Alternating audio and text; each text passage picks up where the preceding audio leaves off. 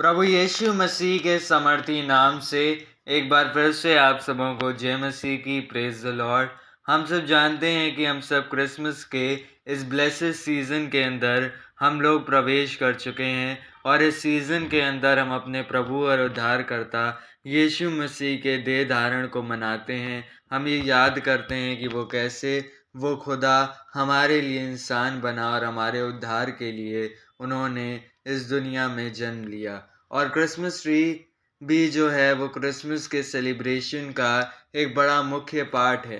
आज क्रिसमस के इस सीज़न के दौरान हम सब अपने घरों में और अपने चर्चेज़ में क्रिसमस ट्री लगाते हैं और उसको बड़ी ही खूबसूरती के साथ डेकोरेट करते हैं। पर मेरे प्यारों, क्या आपने सोचा कि आखिरकार ये क्रिसमस ट्री क्यों लगाया जाता है, क्यों इसे डेकोरेट किया जाता है? इस पे जो डेकोरेशन के आइटम्स होते हैं उनका मतलब क्या होता है? और क्या, जैसा बहुत सारे लोग कहते हैं, क्या क्रिसमस ट्री का संबंध अन्य जातियों के साथ है?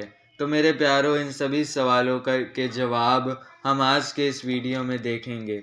सबसे पहले, बहुत सारे लोग जो हैं वो क्रिसमस ट्री लगाने के बिल्कुल खिलाफ हैं और वो मानते हैं कि क्रिसमस ट्री लगाना पाप है, क्योंकि बाइबल हमको पेड़ों की वर्शिप करने से मना करती है और बाइबल उन लोगों के खिलाफ जाती हुई हमको दिखाई देती है जो पेड़ लगाते हैं वर्शिप पर्पस के लिए और जो इन पेड़ों की इबादत करते हैं।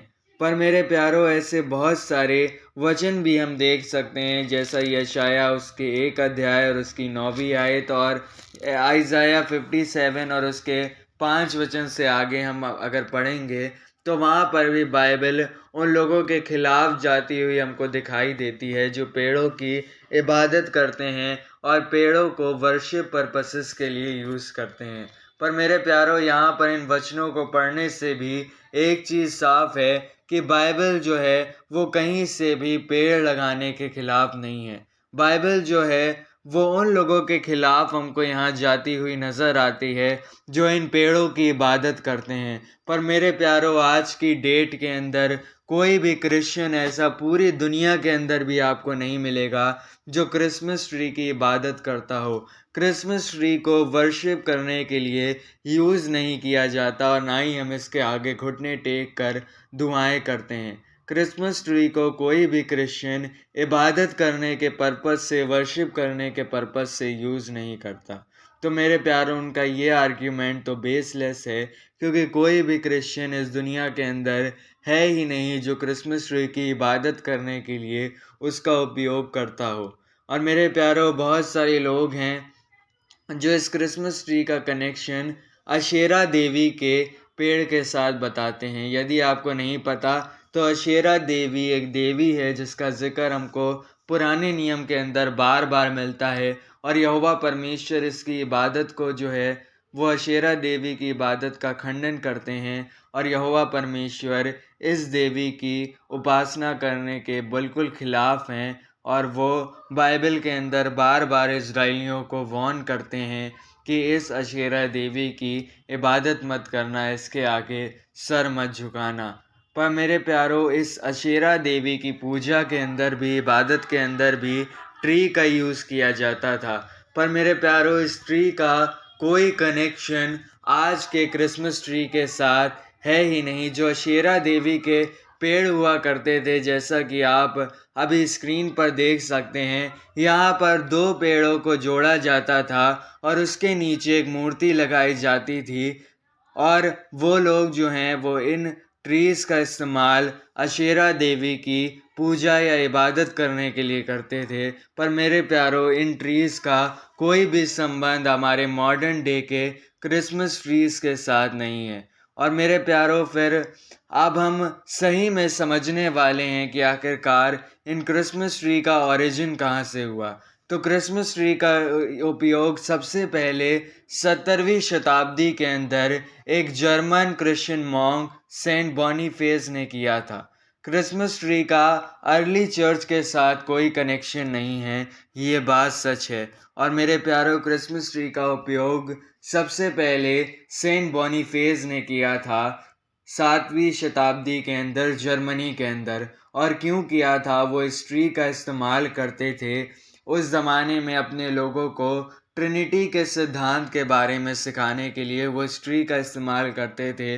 लोगों को डॉक्ट्रिन ऑफ ट्रिनिटी के बारे में, ट्रिनिटी के सिद्धांत के बारे में बताने के लिए, और वो इस ट्री को एक जीवन के पेड़ के सिंबल के रूप में भी, जो बाइबल के अंदर बताया गया है, उपयोग करते थे। और इस ट्री को जो है वो शांति और आनंद का सिंबल माना जाता था।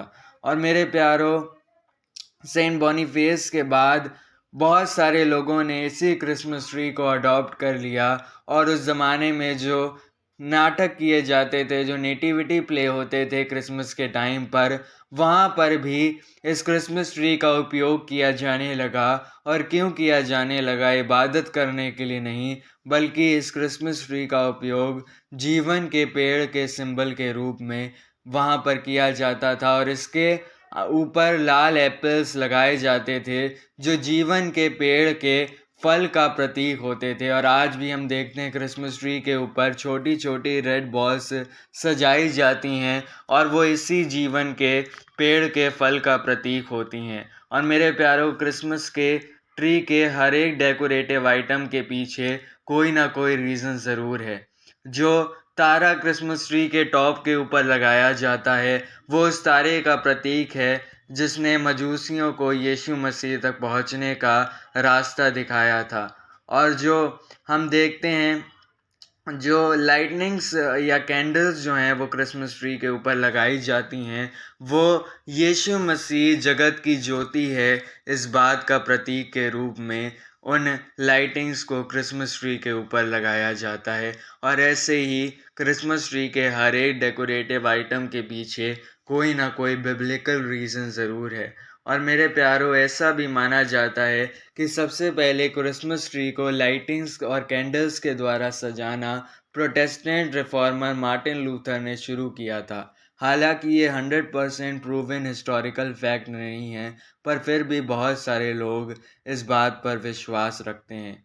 और मेरे प्यारों, इस सारी चीज़ों से आपको ये बात तो समझ में आ गई होगी कि क्रिसमस ट्री का कोई भी कनेक्शन जो है वो अन्य जाति धर्म के साथ नहीं है, अन्य जाति लोगों के साथ नहीं है, बल्कि क्रिसमस ट्री तो एक क्रिश्चियन ट्रेडिशन है। और सबसे पहले क्रिसमस ट्री का जो उपयोग किया गया था, वो भी जीवन के पेड़ को दर्शाने के लिए, और जो ट्रिनिटी का सिद्धांत है उसको दर्शाने के लिए एक क्रिश्चियन संत सेंट बॉनीफेस के द्वारा किया गया था। तो यदि आप भी अपने घरों पे क्रिसमस ट्रीज़ को लगाते हैं, तो मेरे प्यारों, इन क्रिसमस ट्रीज़ को लगाने के द्वारा आप परमेश्वर के खिलाफ कोई भी पाप नहीं कर रहे हैं। पर मेरे प्यारों, पाप तो तब होगा जब केवल और केवल आप जो है वो इस क्रिसमस ट्री को लगाएं और इसके पीछे का जो रीज़न है उसको भूल जाएं, आप यीशु मसीह की बर्थ को सेलिब्रेट ना करें, तब ज़रूर क्रिसमस ट्री को लगाना पाप हो सकता है। पर जब आप इस क्रिसमस ट्री को लगाते हैं, तो ये याद रखें कि ये क्रिश्चियन सिंबल है, ये जीवन के पेड़ का सिंबल है, और ये जो है वो यीशु मसीह के जन्म से रिलेटेड है। मेरे प्यारों, आशा करता हूँ कि इस वीडियो के द्वारा आपको बहुत कुछ सीखने को मिला होगा। ऐसी वीडियोस को देखते रहने के लिए हमारे चैनल को सब्सक्राइब करें, और यीशु मसीह के सुसमाचार को औरों तक फैलाने में हमारी मदद करें। आमीन। Praise the Lord.